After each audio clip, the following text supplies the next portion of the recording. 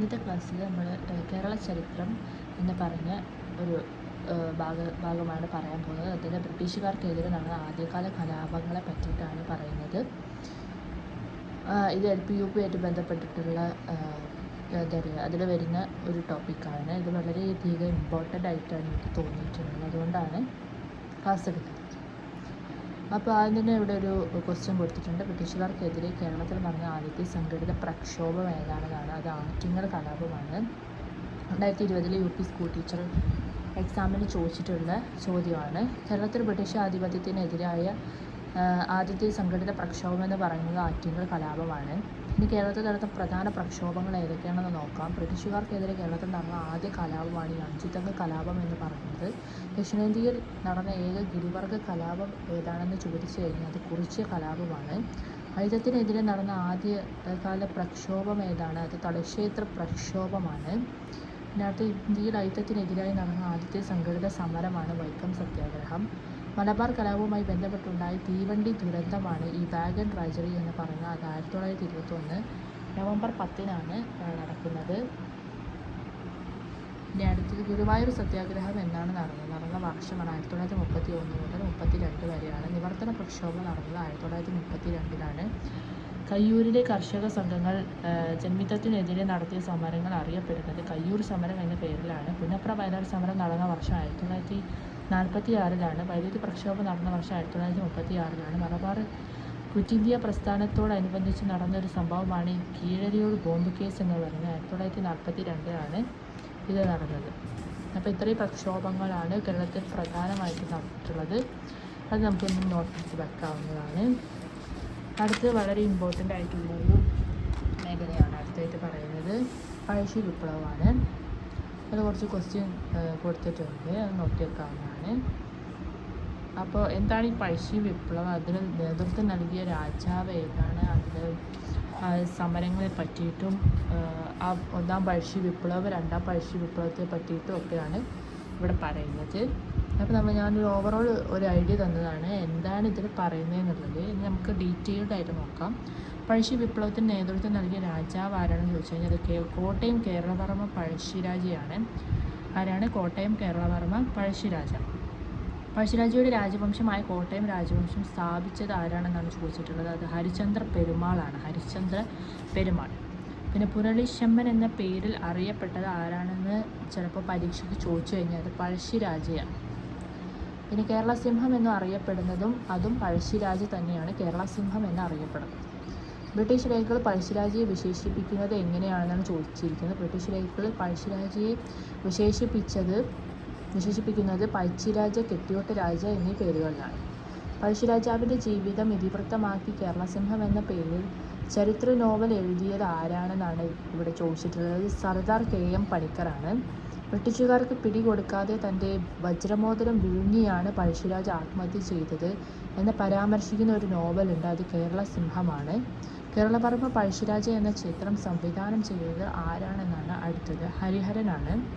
പഴശ്ശി കലാപം പ്രമേയമാക്കി കേരളവർമ്മ പഴശ്ശിരാജ എന്ന ചിത്രത്തിന് തിരക്കഥ ആരാണ് തയ്യാറാക്കിയത്? അത് NT വാസുദേവൻ നായരാണ്. പ്രത്യേകം നോട്ട് ചെയ്ത് വെക്കണം, കാരണം ഇത് പരീക്ഷകളിൽ ചോദിക്കുന്ന ചോദ്യമാണ്. അടുത്ത കേരളവർമ്മ പഴശ്ശിരാജയുടെ ചരിത്രം വർണ്ണിച്ചുകൊണ്ട് കൈതക്കൽ ജാതദേവൻ രചിച്ച കൃതിയാണ് വീരകേരള മഹാകാവ്യം. പഴശ്ശി സമരങ്ങൾ എന്ന പുസ്തകം രചിച്ചത് ആരാന്നാണ് അടുത്തതായിട്ട്. KKN കുറുപ്പാണ്. പഴശ്ശിരാജ ചമയങ്ങളില്ലാതെ എന്ന പുസ്തകം രചിച്ചത് മുണ്ടക്കയം ഗോപിയാണ്. മലബാറിൽ ബ്രിട്ടീഷുകാർ നേരിട്ട ശക്തമായ സമരങ്ങളാണ് ഈ പഴശ്ശി വിപ്ലവങ്ങൾ എന്ന് പറയുന്നത്. പഴശ്ശി വിപ്ലവങ്ങൾക്ക് കാരണമായ ഒരു ഘടകമാണ് അടുത്തതായിട്ട് പറയുന്നത്. ബ്രിട്ടീഷുകാർ നടപ്പിലാക്കിയ നികുതി പരിഷ്കരണങ്ങളാണ് ഈ പഴശ്ശി വിപ്ലവങ്ങൾക്ക് കാരണമായ ഒരു ഘടകം എന്ന് പറയുന്നത്. അടുത്തത് ജനങ്ങളെ സംഘടിപ്പിച്ച് പഴശ്ശിരാജ ബ്രിട്ടീഷുകാർക്കെതിരെ തിരിയാനുള്ള ഒരു കാരണം എന്ന് വെച്ചാൽ കോട്ടയം പ്രദേശത്തെ നികുതി പിരിക്കാനുള്ള അധികാരം പഴശ്ശിരാജയ്ക്ക് നൽകാത്തതാണ് ഒന്നാമത്തെ കാരണം. രണ്ടാമത്തെ കാരണം വയനാടിന് മേൽ അവകാശവാദം ബ്രിട്ടീഷുകാർ ഉന്നയിച്ചതും പഴശ്ശിരാജയിൽ വല്ലാത്ത ദേശീയമാണ് ഉണ്ടാക്കിയത്. ഇതൊക്കെയാണ് ബ്രിട്ടീഷുകാർക്കെതിരെ പഴശ്ശിരാജ തിരിയാനുണ്ടായിരുന്ന കാരണം. അടുത്ത ബ്രിട്ടീഷുകാർക്കെതിരെയുള്ള യുദ്ധത്തിൽ പഴശ്ശിരാജാവിൻ്റെ കേന്ദ്രമായിരുന്ന ഒരു മലയുണ്ട്. അത് പുരളി മല എന്ന മലയാണ്. അടുത്ത 1797 മാർച്ച് 18 ആരുടെ നേതൃത്വത്തിലുള്ള ബ്രിട്ടീഷ് സൈന്യത്തെയാണ് പെരിയ ചുരത്തിൽ വെച്ച് പഴശ്ശിപ്പട ആക്രമിച്ചത്? അത് മേജർ കാമറോൺ. അടുത്ത ഒന്നാം പഴശ്ശി വിപ്ലവം അവസാനിപ്പിക്കാൻ പഴശ്ശിരാജയ്ക്കും ബ്രിട്ടീഷുകാർക്കും ഇടനിലക്കാരനായി നിന്നത് ചിറക്കൽ രാജാവാണ്. 1797 ഒന്നാം പഴശ്ശി വിപ്ലവത്തെ പറ്റിയിട്ട് പറയാം. ഒന്നാം പഴശ്ശി വിപ്ലവം നടന്ന ഒരു കാലഘട്ടം എന്ന് പറയുന്നത് 1793 മുതൽ 1797 വരെയുള്ള കാലഘട്ടത്തിലാണ് ഇത് നടന്നത്. ഒന്നാം പഴശ്ശി കലാപത്തിൻ്റെ പ്രധാന ഒരു കാരണം എന്ന് വെച്ചാൽ ബ്രിട്ടീഷുകാരുടെ ഒരു തെറ്റായ നികുതി നയമാണ് ഇതിന് ഒന്നാം പഴശ്ശി വിപ്ലവത്തിന് കാരണമായത്. ശ്രീരംഗപട്ടണം സന്ധിക്ക് ശേഷം നികുതി പിരിക്കാനുള്ള അധികാരം കമ്പനി നൽകിയത് കുറുമ്പുറനാട്ടെ വീരവർമ്മയ്ക്കായിരുന്നു. പിന്നെ പഴശ്ശിരാജയോടൊപ്പം നിന്ന് കമ്പനി സൈന്യത്തിൽ ശക്തമായി എതിർത്ത വിഭാഗങ്ങളാണ് നായർ സമുദായങ്ങളും മാപ്പിളമാർ, ഗോത്രജനത തുടങ്ങിയവർ. പിന്നെ ഒന്നാം പഴശ്ശി വിപ്ലവ സമയത്ത് പഴശ്ശിരാജാവിന് എതിരെ പട നയിച്ച പ്രധാന ബ്രിട്ടീഷ് സേനാ തലവന്മാരാണ് ലഫ്റ്റനൻറ്റ് ഗോൾഡൻ, കേണൽ ഡോവും മേജർ കാമറോണുമാണ് പ്രധാന ബ്രിട്ടീഷ് സേന തലവന്മാർ. അടുത്ത രണ്ടാം പഴശ്ശി വിപ്ലവമാണ്. രണ്ടാം പഴശ്ശി വിപ്ലവം നടന്ന കാലഘട്ടം 1800 മുതൽ 1805 വരെയുള്ള ഒരു കാലഘട്ടത്തിലാണ്. നാലാം മൈസൂർ യുദ്ധത്തിൻ്റെ ഒരു അനന്തരഫലമായിരുന്നു ഈ ഒരു രണ്ടാം പഴശ്ശി വിപ്ലവം എന്ന് പറയുന്നത്. രണ്ടാം പഴശ്ശി വിപ്ലവത്തിൻ്റെ പെട്ടെന്നുണ്ടായ കാരണമെന്ന് പറയുന്നത് ബ്രിട്ടീഷുകാർ വയനാട് പിടിച്ചെടുക്കാൻ ശ്രമിച്ചതായിരുന്നു. ബ്രിട്ടീഷുകാർക്കെതിരെ പൊരുതാൻ പഴശ്ശി രാജാവിനെ സഹായിച്ച ഒരു ആദിവാസി വിഭാഗമുണ്ട്. അവർ കുറിച്യറാണ്. പഴശ്ശിരാജയുടെ പ്രധാനമന്ത്രി ആരാണെന്ന് ചോദിച്ചു കഴിഞ്ഞാൽ കണ്ണപത്ത് ശങ്കരൻ നമ്പ്യാരാണ്. പഴശ്ശിരാജാവിൻ്റെ സർവ്വ സൈന്യാധിപൻ ആരാണെന്ന് ചോദിച്ചു കഴിഞ്ഞാൽ കൈത്തേരി അമ്പുനായരാണ്. ബ്രിട്ടീഷുകാർക്കെതിരെ പഴശ്ശിരാജ ആവിഷ്കരിച്ച ഒരു യുദ്ധതന്ത്രമുണ്ട്. അതാണ് ഗറില്ല യുദ്ധം അല്ലെങ്കിൽ ഒളിപ്പോർ എന്ന പേരിലാണ് ഇതറിയപ്പെടുന്നത്. ബ്രിട്ടീഷുകാർക്കെതിരെയുള്ള യുദ്ധത്തിൽ പഴശ്ശിരാജയെ സഹായിച്ചത് ആരൊക്കെയാണെന്ന് ഇത് വളരെയധികം ഇമ്പോർട്ടൻ്റ് ആണ്. പരീക്ഷയിൽ ചോദിച്ചു കണ്ടിട്ടുള്ള ചോദ്യമാണ്. ചെമ്പൻ പോക്കർ കൈത്തേരി അമ്പു നായർ, എടച്ചേന കുങ്കൻ നായർ, വയനാട്ടിലെ കുറിച്യർ നേതാവായ തലക്കൽ ചന്തു, അത്തൻ ഗുരുക്കൾ തുടങ്ങിയവരാണ് എന്താ പറയുക പഴശ്ശിരാജയെ യുദ്ധത്തിൽ സഹായിച്ചത്. അടുത്ത് നോക്കാം. എടച്ചേന കുങ്കൻ തലക്കൽ ചന്തു എന്നിവർ ചേർന്ന് പനമരം കോട്ട പിടിച്ചെടുത്ത വർഷമാണ് 1702 പിടിച്ചെടുത്തത്. തലക്കൽ ചന്തു സ്മാരകം സ്ഥിതി ചെയ്യുന്നത് പനമരം വയനാട്ടിലാണ് സ്ഥിതി ചെയ്യുന്നത്. പിന്നെ പഴശ്ശി വിപ്ലവ സമയത്ത് മലബാറിലെ സബ് കളക്ടർ ആയതെന്ന് ചോദിച്ചു കഴിഞ്ഞാൽ അത് തോമസ് ഹാർവി ബേബറാണ്. പഴശ്ശി വിപ്ലവത്തെ അടിച്ചമർത്തിയ ബ്രിട്ടീഷ് സൈന്യാധിപൻ കേണൽ ആർതർ വെല്ലസ്ലി ആണ്. പഴശ്ശിരാജ മരണമടഞ്ഞ വർഷം ഏതാണെന്ന് ചോദിക്കാം. 1805 നവംബർ 30 മരണമടഞ്ഞത്. പഴശ്ശിരാജ കൊല്ലപ്പെട്ട സ്ഥലം മാവിലാംതോട് വയനാട്ടിലാണ്. ഇനി വളരെയധികം ഇമ്പോർട്ടൻ്റ് ആയിട്ടുള്ള കുറച്ച് ഭാഗങ്ങളാണ് പറയാൻ പോകുന്നത്. പഴശ്ശി സ്മാരകം മാനന്തവാടിയിലാണ് സ്ഥിതി ചെയ്യുന്നത്. പഴശ്ശി ഡാം കണ്ണൂരാണ്. പഴശ്ശി മ്യൂസിയം കോഴിക്കോടാണ്. പഴശ്ശി ഗുഹ മലപ്പുറത്താണ്. പഴശ്ശിരാജ കോളേജ് സ്ഥിതി ചെയ്യുന്ന പുൽപ്പള്ളി വയനാട്ടിലാണ്. പഴശ്ശിരാജ NSS കോളേജ് സ്ഥിതി ചെയ്യുന്ന മട്ടന്നൂർ കണ്ണൂരിലാണ്. അപ്പോൾ ഇത് ചേരുപടിയായിട്ട് ചോദിക്കാറുണ്ട്. അടുത്ത വേലുത്തമ്പി ദളവയും പാലിയത്തച്ഛനെയും കുറിച്ചിട്ടാണ്. അതിലൊരു ക്വസ്റ്റ്യൻ കൊടുത്തിട്ടുണ്ടായും തന്നെ. വേലുത്തമ്പി ദളവനെ പറ്റിയിട്ട് നോക്കാം. അവിട്ടം തിരുനാളിൻ്റെ പ്രശസ്തനായ ദിവാൻ എന്നറിയപ്പെടുന്ന വ്യക്തിയാണ് ഈ ഒരു വേലുത്തമ്പി ദളവ എന്ന് പറഞ്ഞ ആള്. ഇദ്ദേഹത്തിൻ്റെ യഥാർത്ഥ പേര് വേലായുധൻ ചെമ്പക രാമൻ എന്നാണ്. ഇദ്ദേഹത്തിൻ്റെ ജന്മദേശം കൽക്കുളമാണ്.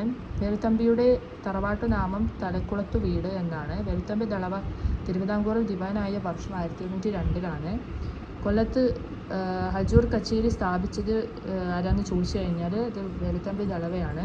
തിരുവിതാംകൂറിൽ സഞ്ചരിച്ച കോടതികൾ സ്ഥാപിച്ചതും വേലുത്തമ്പി ദളവയാണ്. വേമ്പനാട്ടുകായലിലെ പാതിരാമണൽ ദ്വീപിനെ കൃഷിയോഗ്യമാക്കിയ ദിവാൻ എന്നറിയപ്പെടുന്നത് വേലുത്തമ്പി ദളവയാണ്. തിരുവിതാംകൂർ നായർ ബ്രിഗേഡിൻ്റെ അലവൻസ് കുറയ്ക്കാൻ തീരുമാനിച്ച വേലുത്തമ്പി ദളവയുടെ നീക്കത്തിനെതിരെ നടന്നൊരു ലഹളയാണ് തിരുവിതാംകൂർ പട്ടാള ലഹള എന്ന് പറയുന്നത്. ഇതിൻ്റെ ആഭ്യന്തര കാര്യങ്ങളിൽ ബ്രിട്ടീഷുകാർ അനിയന്ത്രിതമായി ഇടപെട്ടതിനെതിരെ പ്രതിഷേധിച്ച ദിവാനായിരുന്നു വേലുത്തമ്പി ദളവ. രാജ്യത്തിന് വൻതുക നൽകേണ്ടിയിരുന്ന മാത്തുതരകൻ എന്നയാളുടെ ഭൂമി കണ്ടുകെട്ടാൻ വേലുത്തമ്പി പുറപ്പെടുവിച്ച ഒരു കൽപ്പന റദ്ദാക്കിയത് ആരാന്ന് ചോദിച്ചു കഴിഞ്ഞാൽ കേണൽ മക്കാളെയാണ്. ബ്രിട്ടീഷ് വിരുദ്ധ പോരാട്ടങ്ങൾക്ക് വേലുത്തമ്പിയെ സഹായിച്ചത് പാലിത്തച്ചനാണ്. അടുത്ത ഫാക്ട് നോക്കാം. വേലുത്തമ്പിയെ പിടികൂടാൻ കൽപ്പന പുറപ്പെടുവിച്ച തിരുവിതാംകൂർ ദിവാനാണ് ഉണ്ണിത്തമ്പി. വേലുത്തമ്പി ദളവ ജീവത്യാഗം ചെയ്തത് എന്നാണെന്നാണ് ചോദിച്ചിരിക്കുന്നത്. അത് 1809 വേലുത്തമ്പി ആത്മഹത്യ ചെയ്ത ക്ഷേത്രമാണ് മണ്ണടി ക്ഷേത്രം, പത്തനംതിട്ടയാണ് സ്ഥിതി ചെയ്യുന്നത്. ബ്രിട്ടീഷുകാർ വേലുത്തമ്പി ദളവയുടെ മൃതശരീരം കെട്ടിത്തൂക്കിയ സ്ഥലമാണ് കണ്ണമ്മൂല, തിരുവനന്തപുരം. അടുത്തത് കുണ്ടറ വിളംബരത്തെ പറ്റിയിട്ടാണ്. കുണ്ടറ വിളംബരം നടത്തിയ ഭരണാധികാരിയാണ് വേലുത്തമ്പി ദളവ. ഇത് പുറപ്പെടുവിച്ച വർഷം 1709 ജനുവരി 11. കുണ്ടറ വിളംബരത്തിലൂടെ വേലുത്തമ്പി ദളവ ബ്രിട്ടീഷുകാർക്കെതിരെ സമരം ചെയ്യാൻ ആഹ്വാനം ചെയ്തു. സാധാരണ ജനങ്ങളുടെ സാമ്പത്തിക ദുരിതങ്ങൾക്കാണ് ഈ ഒരു കുണ്ടറ വിളംബരം ഊന്നൽ നൽകിയത്. കുണ്ടറ വിളംബരത്തിന് സാക്ഷ്യം വഹിച്ച ക്ഷേത്ര സന്നിധിയാണ് കുണ്ടറയിലെ ഇളമ്പള്ളൂർ ക്ഷേത്രമാണ് സാക്ഷ്യം വഹിച്ച ക്ഷേത്രം. കുണ്ടറ വിളംബരം നടന്ന കാലത്തെ തിരുവിതാംകൂർ ബ്രിട്ടീഷ് റെസിഡൻ്റാണ് കേണൽ മക്കാളെ. കുണ്ടറ വിളംബരാനന്തരം നടന്ന ഒരു യുദ്ധമാണ് കൊല്ലം യുദ്ധം എന്ന് പറയുന്നത്. വേലുത്തമ്പി ദളവ സ്മാരകം സ്ഥിതി ചെയ്യുന്നത് മണ്ണടിയിലാണ്. വേലുത്തമ്പി ദളവയുടെ പേരിൽ സ്ഥാപിതമായ ഒരു കോളേജ് ഉണ്ട്. അത് സ്ഥിതി ചെയ്യുന്നത് ധനുവച്ചപുരത്താണ്, തിരുവനന്തപുരം. അടുത്ത വേലുത്തമ്പി ദളവയുടെ വാൾ സൂക്ഷിച്ചിരിക്കുന്നത് എവിടെയാണെന്നാണ്. അത് നേപ്പിയർ മ്യൂസിയത്തിലാണ് സൂക്ഷിച്ചിരിക്കുന്നത്, തിരുവനന്തപുരത്ത്. വേലുത്തമ്പിയുടെ ഓർമ്മയ്ക്കായി സ്റ്റാമ്പ് പുറത്തിറക്കിയ വർഷം 2010 മെയ് 6. അടുത്തതായിട്ട് കുറിച്യർ കലാപത്തെ പറ്റിയിട്ടാണ് പറയുന്നത്.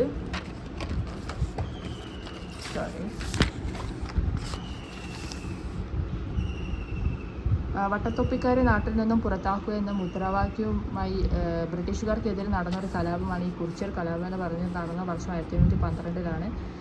അപ്പോൾ കുറിച്യർ കലാപത്തിൻ്റെ മറ്റ് ഫാക്ട്സ് നമുക്ക് നോക്കാം. ഇത് നേതൃത്വം നൽകിയത് രാമനമ്പിയാണ്. ദക്ഷിണേന്ത്യയിൽ നടന്ന ഏക ഗിരിവർഗ കലാപം എന്നറിയപ്പെടുന്നത് ഈ കുറിച്യർ കലാപമാണ്. കുറിച്യർ കലാപത്തിൻ്റെ പ്രധാന കാരണങ്ങൾ കൊടുത്തിട്ടുണ്ട്. ബ്രിട്ടീഷുകാർ അധിക നികുതി ചുമത്തിയത് ഒന്നാമത്തെ കാരണം. രണ്ടാമത്തെ കാരണം നികുതി പണമായി അടയ്ക്കാൻ നിർബന്ധിച്ചത്. മൂന്നാമത്തെ കാരണം നികുതി അടയ്ക്കാൻ കഴിയാത്തവരുടെ കൃഷിഭൂമി ബ്രിട്ടീഷുകാർ പിടിച്ചെടുത്തത്. അപ്പോൾ ഈ 3 കാരണങ്ങൾ കൊണ്ടാണ് കുറിച്യർ കലാപം ഉണ്ടാവാനുള്ള പ്രധാന കാരണങ്ങൾ. നികുതി ഏർപ്പെടുത്തിയ ബ്രിട്ടീഷ് ഉദ്യോഗസ്ഥനാണ് തോമസ് വാർഡൻ. വയനാട്ടിലെ ഗോത്രവർഗ്ഗക്കാർ നടത്തിയിരുന്ന ഏതുതരം കൃഷിക്കാണ് ഈ ബ്രിട്ടീഷുകാർ അനുമതി നിഷേധിച്ചതെന്ന് ചോദിച്ചു കഴിഞ്ഞാൽ അത് വെട്ടിച്ചൂട്ട് കൃഷിയാണ്. അടുത്ത 1 മാസം കൂടി പിടിച്ചു നിർത്താൻ കലാപകാരികൾക്ക് കഴിയുമായിരുന്നെങ്കിൽ രാജ്യം അവരുടെ നിയന്ത്രണത്തിലായിരുന്നു എന്ന് കുറിച്യർ കലാപത്തെക്കുറിച്ച് അഭിപ്രായപ്പെട്ടത് TH പേപ്പറാണ്. കുറിച്യർ കലാപം അടിച്ചമർത്തിയ വർഷം 1812 മെയ് 8. പിന്നെ ബ്രിട്ടീഷ് സൈന്യം രാമനമ്പിയെ വധിച്ച വർഷം 1812 മെയ് 1. കുറിച്യർ കലാപത്തിൽ കുറിച്യരെ കൂടാതെ പങ്കെടുത്ത ഒരു ആദിവാസി വിഭാഗമുണ്ട്, അത് കുറുമ്പറാണ്. കുറിച്യരുടെ ജീവിതവും സംസ്കാരവും എന്ന പുസ്തകം രചിച്ചത് ആരാണെന്ന് ചോദിക്കാൻ ചാൻസ് ഉണ്ട്. അത് കുമാരൻ വയലേരിയാണ്. അടുത്ത കുറച്ച് ഫാക്ട്സ് ആണ്. കേരളത്തിൽ ഗോത്ര സ്വാതന്ത്ര്യ സമര സേനാനി മ്യൂസിയം നിലവിൽ വന്ന ജില്ല ഏതാണെന്ന് ചോദിച്ചിട്ടുള്ളത്. അത് കോഴിക്കോടാണ്. അപ്പോൾ ഇന്ന് ഇത്രയും ഫാക്ട്സാണ് ഇന്ന് എടുക്കാൻ ഉദ്ദേശിച്ചത്. കേരള നവോത്ഥാനം തുടങ്ങിയിട്ടുള്ളത് നാളെ പറയാം. ഓക്കെ, അപ്പോൾ ഇന്ന് ഇത്രയേ ഉള്ളൂ. Thank you.